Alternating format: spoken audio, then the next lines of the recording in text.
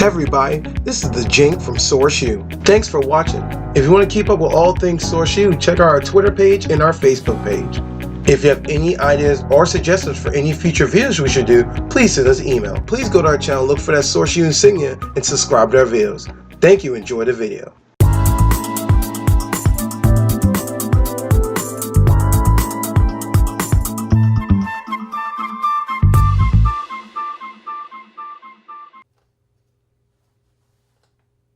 Oh, Hey, now you what's went away going from on? me. Oh. Well, let's get right to the chase. Source you back. I am the Jink, and these are. Ezel. Hercule. MD. And today's topic is a topic I've been waiting on for a while. Probably the most songs that are gonna be on any topic. Growing up, the music you grew up with, and this includes old school and new school music. So there's gonna be a lot of painless in between. So first, we have different ages. You are I'm 5 years old. No, 27 years old. 32.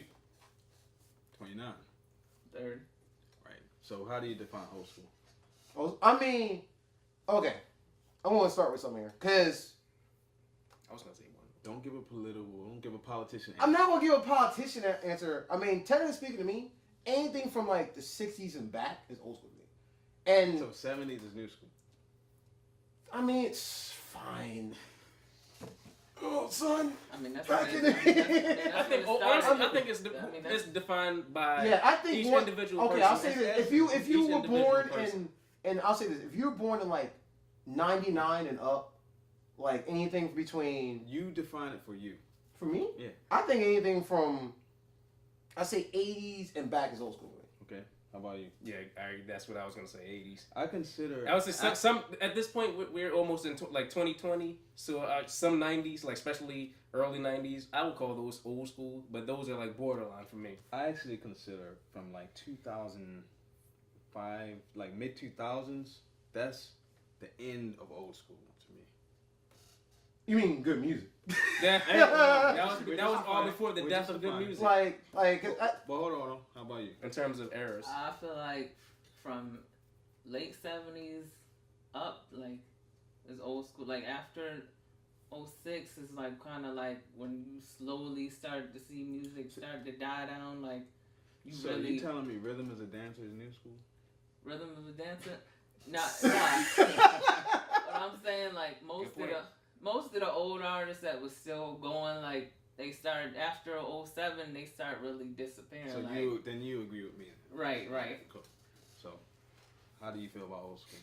I love old school. I grew up on it. Like I didn't listen to like rap until later on, which is kind of funny because, and that comes from the persona like my parents are old school parents, especially my dad specifically. Like I still have, and Serge has seen that I have still a record vinyls, so that I still play 40s and stuff, turntables and stuff. And that's when music was a defining point. But then you gotta realize through the ages of music, there that certain time you had full orchestras and instrumentation, and there was no all this stuff. Like nowadays, you literally just have two people. You have the DJ, and then you have the main person. And every once in a while, you might have a drummer, and there's and that's that. No, I'm not saying for all of it. I'm not saying for all, but there's like that certain area within popular music. To me, what drives new music is really the sound engineers, right? They're the ones coming Yes. up with these Yeah, crazy the new auto sounds. tunes and All that stuff. Oh no, I do not have a problem with it. I do not have a problem with that at all. I think it's neat. I always think, especially when you get into. Cause I know a lot of people, and I'm gonna probably you probably can vouch for me on this one. When you get into like dubstep, electronic music, a lot of people don't get credit because most people just say it's just a DJ doing it. But when you go in to make it, like most of those sounds are based off everyday sounds. Yeah. Somebody slamming a door, Yeah. that's the bass. Or Somebody screaming is this, and they put it all. It's just a bunch of samples together to make this. And it's not. And most of the dubstep music compare a lot of rap music now. I'll tell you right now, James Brown probably is the most sampled person of all time. Oh yeah. Out of everybody. Oh yeah. Anything that or Motown has been sampled at least 300,000 times. And So what you're Barry saying Gordy is- is like What you're saying having a field is day. Laugh. there was a lot of creativity in old school, right? Because of lack of technology. Right. Now people are creative in different ways. So what's bad about old school? There's no. I have nothing wrong with old anything school. bad about old school. I didn't say there was anything bad. There is nothing wrong with old school. There is not. I have no complaints about old school at all. No, new school. What's bad about new Oh, school? you see? I didn't say new school. Okay, all right. No. All right. So if both are creativity is still there. It comes down to this, like, and I have a love-hate relationship with New School, mostly hate. Like, there's a bunch of songs I listen to where, perfect example is Panda. I hate the idea of the song, but I'm not gonna lie, there's a catchy beat where I'm just like, I can't. That's what. That's the whole idea of the new music is a lot of catchy beats, and a lot of catchy hooks, and it'll get people get hooked on them. I'm not gonna lie. The messages of the new school music, it's not there like the old school music. There's not clear messages with like meaningful messages. It's just meaningless. They're rapping them and singing about meaningless subjects. Yeah, there's no substance. Yeah, to I mean, all I gotta say, it doesn't mean music is bad, but there's not as much substance. True, but all I gotta say, if you're at least gonna make up something that doesn't make sense, I gotta understand what you're saying. This mumble rap. That's what I have a problem with. The mumble rap. Mary J. Blige did it in his dancery. I mean, that's one person. That's one person. Right. But now it wasn't a genre. Mystical said some stuff that wasn't right. That happens. What? But no, mumble rap. It started growing like the late 2010 and beyond. It started. Who just started? Young Thug. That's when it first like really. Trap's been out for years. Believe it or not. Trinidad James was doing it. Like the mumbling, it been going on for a hot minute. Like I mean, if you want to get legit mumbling, if you want to get legit who was mumbling, James Brown. Think about it. Up when he got up. Michael Jackson. Even Michael Jackson mumbled. So I know that. But like you, yeah. Like for a while, like early, like even though as it got up in age, a lot of those people mumble. But I mean, it's. So what's the difference? But I feel like they didn't mumble every single song though. Yeah. Like it wasn't as heavy, you know. They didn't. It wasn't like every song, every track they featured on. You don't understand what they're saying, and high definition mumble. Yeah, and so he like, all right, Ice JJ Fish. Freak him, oh man. No, he don't even count for like he not even a genre. I'm about to say when I hear mumble rap, that's what I think of. Ice JJ Fish. He's screaming. When I first heard Young Thug, that's what I thought. I'm like, is this Ice JJ Fish? Probably. Because it sounded exactly like him. That's actually a good point. I thought it was who was a Ray I never even thought about Ice JJ, and now. I'm listening to the songs. Is this Ice JJ Fish? He got this big. He's on the radio now. Lil B, another That's one. what it sounded like. Lil B, another one. Like he was a real corny rapper. Just said a lot of stuff that made absolutely no sense. And got famous by calling himself a bad bitch, and then it's like, how would you calling yourself a bad bitch on your records? It's like you not talking about nothing lyrical. It's your music is brainwashed music. Like he got a good beat. So we're comparing rap. Good beat with no flow. But what about? See, that's all you need. Really, a good beat. Rap. You see it all the time in videos. All you need was a good beat and a nice hook. True. Good beat. But you're talking about all genres all together. So, yeah, let's go into some other genres. Okay. I mean, so what's you start talking about electronic. Everybody loved the old school 90s and 80s electronic, right? Mm-hmm. Like the dance hall. You talking about like dance hall? Are you talking about all of it? Right. All of it, right? And we know it evolved. It evolved in all these other crazy genres that exist. It was electronic, and then now you got electro funk, electro swing, you got electro, techno, and you got trance, house, drum and bass, and then this is all the other categories. Before it was like just jungle house. Mm-hmm. That was it. Right. And it was breakbeats, which is in between, and that's when you start getting the whole Jazzy Jeff, Run DMC, and all those people. That's a whole different thing. But I like it, even back then to now, I like it. But now it comes down to like with the different people, it just comes down to depending on your perception of each one. Like if you want your drops, you build up your drops, you got your dubstep. If you want that chill out beat, there's chill. Yeah, that's true. There's chill. Yeah, right. Which is it's down tempo. Which is like it's not really. It's like a mix. To me, it's like a mixture of trance and mumbo tone, which is a whole nother thing. It's more like trance, but lower BPM. Exactly. That's exactly what it is. There's not really a build up, and there's not really an ending. It's just kind of like it's not progressive. Yeah, it's like you know what it is? It's literally it's literally hype elevator music. That's literally what it is. It's hype elevator music. Elevator music is just straight boring. Like you just sit there on the elevator and you're just gonna be like, and you're just like, what floor I'm about to be on? Exactly. Like when I'm going to get to the floor because I want to get out of here. I don't like none of these people in this elevator. But electro, like that genre, as far as electronic altogether, I liked it. I liked the progression. I had no complaints at all I about like that. it too. I like that. Yeah. Country didn't change. Real. I mean, fine. More about fine. I'll get. You want to get straight to the point. Country rap? People want to be country western rap. That's actually a real thing, but that's a story for another day. That country trap music. But Country trap. I mean, and then country music, it went from being talking about this is this to being every other song and other a bunch of country people gonna get mad at me, but they know I'm right. Every other country song is either about their pickup truck, Tractor. their tractor, Yeah. And an A-sex. and and yeah, there's love in there, and being out in the open field. Patriotism. The breakup. There's dog, my dog died. Oh my god.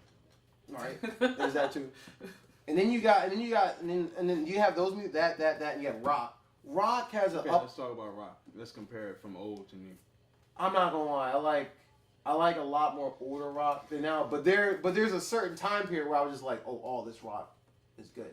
But it all is based on depending on who you listen to, because then rock goes into a bunch of different stuff. Yeah, I mean, if you want to go into like back when it was just honky tonk music and all this, and that progressed into Elvis and then all these other people, and then because at the end of the day, rock is all it is like fast paced blues if you really think about it. Little Richie and Right, and all these other genres. Rock has a fluctuation thing with me. It's like there's certain people where I'm like, oh, this is awesome, but it all depends on what type of genre you're talking about. Like when you get into like 80s rock and stuff like that, when you got like Huey Lewis and the News and all that, that's all just. I feel like all that entire section right there of that music from like I say 80s to like early late 90s, which is all like hype rocky music. If that makes sense. Like some good hits though. No, it wasn't bad. It wasn't bad at all. Like if you listen to Kid Rock, like his style was like real diverse with the rock. Like he rapped at one point. He sang like like it's more of like a blues but hip hop almost mixed with like. It's not like he had his own. He had his own kind of style. And this is when the rock branches off in different categories too. Like you have alternative rock, you have this experiment, and you have heavy metal, heavy rock, metal, at the punk rock where everybody dressing up wearing the makeup, the wigs, the latex, who's the guy who just died? I can't even think of his name. With the star who used to have the star on his face. Elton. Not Elton John. He's still he's kicking. He's I kicking wouldn't right say now. Elton John. You know what's Elton John? No, I was about to say somebody completely different. No, not Kiss. No. Guy with long hair. I can't think of it. He just died recently. Yeah, don't worry. worry. Yeah, we're not. So here's another thing. So my thought about new school is like old school. Everything had a category. These people made this type of music. Now everybody's doing all this kind of twisting and meandering in all these genres, and it's getting a little confusing. Now you hear a ton of hip hop breaks and rock songs. You hear a bunch of like electronic music and rap, and then you hear. It's just all. It's all. Yeah, people like. Now, is that a bad thing though? Do you think that's a bad thing? I love it. It depends on. I guess it depends on how you do it. You got R&B artists wanting to be hip hop. You got hip hop artists wanting to be pop. Because like, and then it's like, and there's nothing wrong with you wanting to have like different styles, but as an artist, I feel like you should know like what you are. Like I feel like with Kendrick, like he know what he doing. Like he got his style. He know what he gonna rap about. His album is gonna be called this. J. Cole, same thing. Drake is gonna do him. He been doing that since he started. So you can't knock him for just doing him, which is why he at the top where he at right now. And then it's like other artists, they see a trend and copy it. Like everybody wasn't doing auto tunes at first, like. And let's not forget that the auto box started out with, Roger. Zapp and Roger, That started with them, and then Teddy Riley started using it. And once it went from that, T-Pain kind of brought it back, and then called it auto tune. But people forget it's been out for years. Yeah, it's definitely. Because back then it was the voice box, which was basically this box like this, and there was a tube that literally hung in your mouth, and you talk, and as this is later to make vocoders and then hence. You got Mr. Box. Mr. Box. He be with Bruno Mars. He did. Like he actually went on Facebook one time and actually went in on songs and stuff with the box, like actually hooked up, like set up and everything, and going in keyboarding while he's in the studio, so people hear how it sound when he actually doing it like right there. Yeah, like original autotune wasn't supposed. It was just supposed to like people who had bad voices when they're in the studio. That was supposed to be just a key up thing. When it turned to the whole T-Pain and all that, it was just them going up different. Because when you have the autotune, and you probably seen this when people still, there's this, and then there's the key it's in, and the number of octaves you go down. And depending what key, that's how you get the T-Pain and all that whole bit and everything. So I feel like another difference between the two music is old school was like they made a song, they worked hard, they made it, and that was it. It wasn't that much post-production, so to that's speak. true. But nowadays it's like people make these kind of lame, same sounding songs. Then the post-production people like beef it up and make it, kind of make it more unique and And maybe part of the reason why a lot of people like old school music too, and this plays a huge role. You gotta realize what was going on around those times. Yeah. You had with the revolution, Reagan, That's where the message is coming. World War I, II, all this stuff was going. What's going on? Rodney King beating and then if they were around during this time, they'd be rapping about Trump, a lot more. Right. A lot more raps about Trump and the fires and everything going on. Back in the day, like with old school, like Eminem, his freestyle. It wasn't a lot of technology, like wasn't no internet, wasn't none of that, wasn't no Facebook back then. So it was like you had to promote yourself. Like you, maybe the DJ, your crew that you with, y'all had to go out and make flyers and go in the record store and try to like print out and like sell it. Some sold it from out their cars. Some went ahead to the venue and just performed it once they got set up. It's like I feel like now it's so further in because technology has gone so far that you can go on Snapchat, Facebook, SoundCloud, and just download somebody else's and just sit there in the studio and play your song for these people and they hear it, and if it sound good they gonna fall for it, or if it hit the radio, even they ain't know you just a new artist just getting promoted because your team is pushing it, that once they get out and you getting all these promotions, people is vibing with you, and next thing you know, you blowing up. Like and that's for both. That's for both things, for the musician and the singer who's out. Because at that time, back when it was the days of swing, back when you had Stanley Clarke and Mahalia Jackson, all these different singers and players. At the time, back in that time where it was like the 40s and 30s or whatever, there was a thing called cutting heads, and it's almost like what drummers do now. It's shedding in our case, and basically you have somebody like Miles Davis at this bar. Oh yeah. And all of them are playing. Duke Ellington's there, and they have their different people. And then usually it's almost like, think of drumline. I'm calling out this drummer. We're calling out a piano, like people like Art Tatum, famous pianos, and he was good. And Roach and all those different people calling out other people, and that's how they got known. Like you play this club, this bar, this bar, this bar. Everybody sitting down, dressed up, and everything. What was the name of that drummer? He just died recently. He did the Amen Break. Died recently? Yeah. I think it was last year. He did that song Amen by I can't remember who it is, but the most famous drum break in the world is like the drum and bass sample. The only I know who you're talking about. I can't even think you. I can't man, let's not get. But I can't think of here's another swing on this whole topic. There's a lot of old school artists that are still out today. Oh. Right? Yeah. So let's compare the old school artists doing new school music compared to the newcomers. Well, here's two things with that. For the longest, there's two people to this day. Actually, there's one person. Unfortunately, he passed away.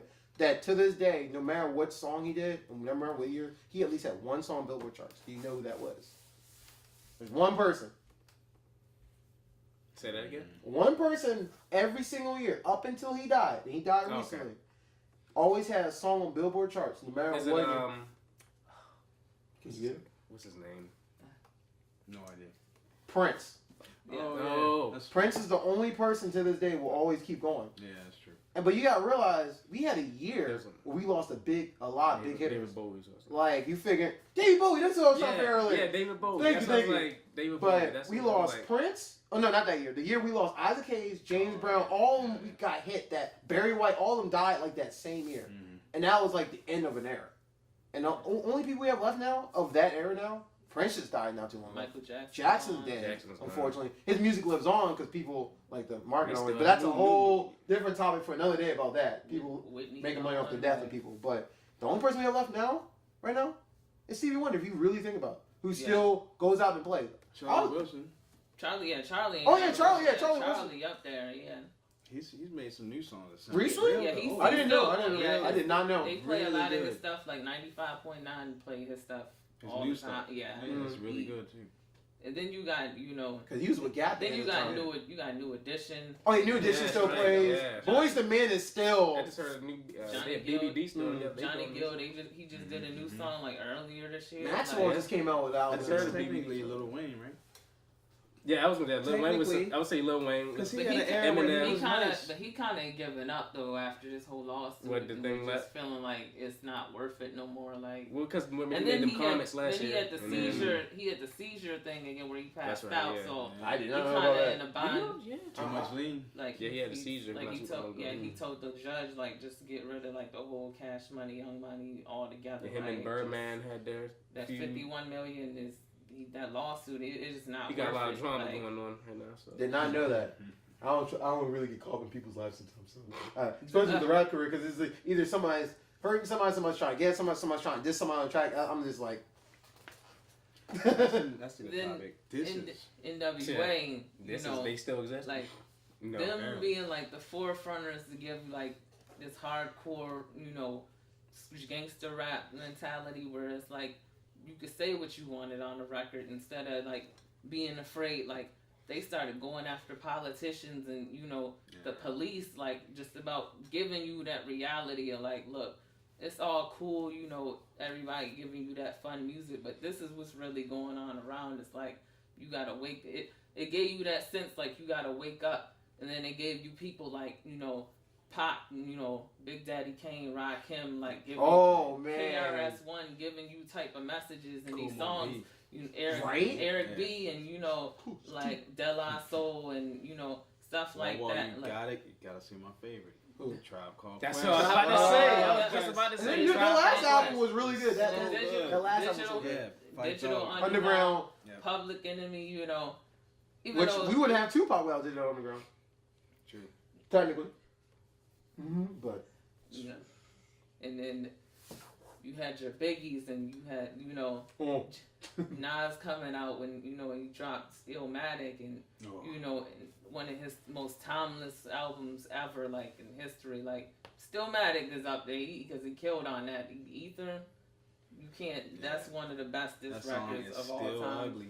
Like, and it's just like I feel like now we're newer artists. Most people, if they gonna diss, it's gonna be a sneak diss. Like artists back before, they gonna call your name out, or they gonna throw a shot where you know it's about the person. Like you could tell just based on that paying passive attention. aggressive shot. Like, What if was they- the like, if last they one? take it- Lil Kim and No. Remy Ma. Remy Yeah, Ma. Remy- Yeah. She Yeah, straight, Remy Ma, she Nicki straight went at and her Nicki Minaj. She went at her Remy brother, Ma, like Nicki she Minaj. called out, you know, And then Meek Kendrick Lamar, he had his diss rap, and he dissed went after everybody, everybody. Control, Drake. You know, that's he those are the dissed- last two He ones dissed that the I can main think of. person on the song, and he killed his verse. Like when they Big actually Sean, was actually like calling names out. Big Sean was like, I heard his verse. I wasn't gonna change my verse because I was first. Like I'm not changing what I said, even though Kendrick went in. Like Big Sean verse was still hard, but it was like when you hear him diss every single person he worked with, like to the point everybody got to start responding because like damn, it's like that. Like so now I got to come back at you. Like Mac Miller when he did Faces on his mixtape, he disses Kendrick on the song by saying "fuck you, Kendrick." But it's funny because he featuring Schoolboy Q on the track, so it's like yo, it's like damn, it's like. All these artists you worked with, half of them feel like, damn, I can't work with Joe no more now because like now you know that since then Kendrick ain't really worked with everybody he did a diss on. Wale, he still worked with Cole, but you know he knew what Cole was doing when he said what he said. Like J. Cole, if he gonna take a shot at you, he gonna take a shot at you, and then you gonna know what he talking about because you know. J. Cole is that deep, like he don't have a problem calling you out like So he here's did a- with Kanye. You know what I don't understand? This is really what bugs me the most. It bugged me for like years about this. Like I know, turning speaking, there's two things that bug me, especially for rappers as a whole. Like we try our best to get out the hood and do this and make the money, this and this. Why do we go back doing the same thing we do to try to get out? That's one thing. And the other thing that bothers me, I know there's the diss tracks and there's the rap and all this stuff, but if we're all trying to make money, why are we all bugging on each other? I never understood that. I mean, I understand some the competition. Some of it is for publicity. Right. Others make it personal when they take it outside of the rap, because 9 times out of 10, most people usually, if they dissing each other personally, it's like either they had an altercation or it's like they from the same hood and they might have had a beef and it escalated to some point. Or it got to be a retaliation for the street. So now you got to prove that you tougher than this person by, might threaten them on a song, straight put their personal business out there. Like, it's been a lot of artists that did that for real. And it's like, it's sad to say, like, most of the hate now these days, like, when you really a popular artist trying to come up, you building your name, like, you really getting clout off of stuff, like, people behind you. It's always gonna be them few people that's going from your city or somewhere, like that's gonna hate on you. Like Lil Boosie said this in an interview he did, where he was like, "You get hated on in your own city. Like it might be that person you was in 3rd grade with. Y'all get older and you start trying to shine, and they hating on you because you doing better than them." Like Lil Scooter was actually on his way. Like he started rapping. I guess like 2012 is when he first made the album called Numb. It was called Next Up Music. And it was pretty much like it was trying to put on for Baltimore artists, like if you was trapping, trying to just make like Baltimore known, because a lot of artists coming from Baltimore before, it was like they would make a couple mixtapes, albums here, but it wasn't nothing where it was like it kept you focused, like where you remember. Like of course we had Boss Man, we had a couple artists, but then they disappeared. Like Boss Man, he got signed, and you ain't heard from him since. I mean, he tried to come out with some other stuff, but it's not like people of this generation is really gonna be like, yeah, Boss Man, you know that dude. That sounds like a PDD thing. They was signed. You never hear about the artist again. They was all talking about Scooter, and Scooter, he got in a couple little situations where he got in trouble, like with the law, but. Once people got him focused, like stay focused on your music so you don't end up in that situation again, it was just like he kept staying in the studio. It was like he was the Pac of this generation for Baltimore. Like all his songs had a message in it, whether it was like a party anthem, he gave Snapchat a theme, he basically gave you something for the club you could rock to, something for the chicks, and pretty much he gave you something for the hood that you could jam to whenever. It was like, God rest his soul, he got killed last year, ended up getting shot in broad day. And right before he could blow up at only 23, but, like they say, the good die young. And I feel like music now is more hating it than it is positivity. That's one thing that does really bother me. Like, there's so much, all this bad stuff in the world, we don't need to add that more bad stuff to add to it. Well, we got songs talking about, what's the one... And they got the woman. She's talking about.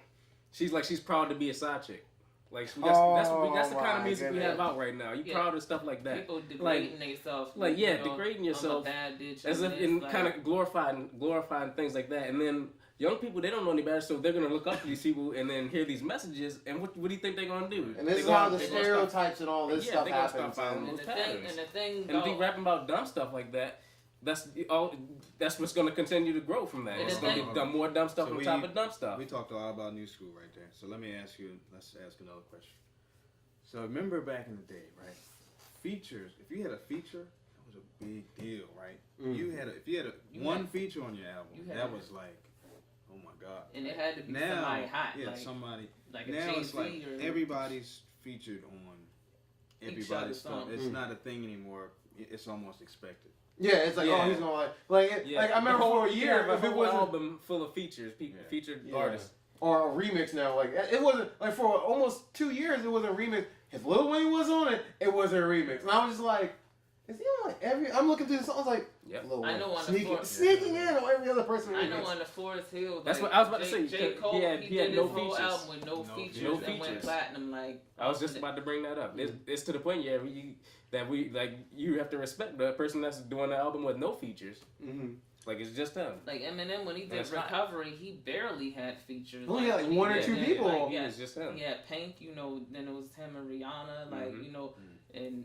majority of the rest of his songs was just him. Yeah, like he just went in and killed it. And it's him coming back after doing rehab and people switching up like, oh, I like the old M better. And it's like he changed up his style because he wanted to be better. Like, you can't be on drugs the rest of your career because what you want this man to die and that's the end of his career. And he's sitting there like, rest in peace, Eminem, thank you for the classics and all. And that's what's the issue with a lot of rappers, the longevity of rappers as a whole. Like, remember that year? There was like a couple years for 2000 where it was just everything was about dance. Then there was a year was about I'm gonna shoot up somebody, and then there was a year about every other song is a dance. And if you can't keep up with the time, as much as I hate some of these people, like there's some people I hate, but at the same time I can't get mad at them because they're like, oh, we're in the trap zone now. I gotta start doing trap music. Oh, we doing a dance song. I gotta get into this. You gotta stick with that. One last question. Okay. And you kind of reminded me of this. We all know P. Diddy invented the remix, right? But you mean the background feature? You told if he's not in the music video, you know it. But back in the day,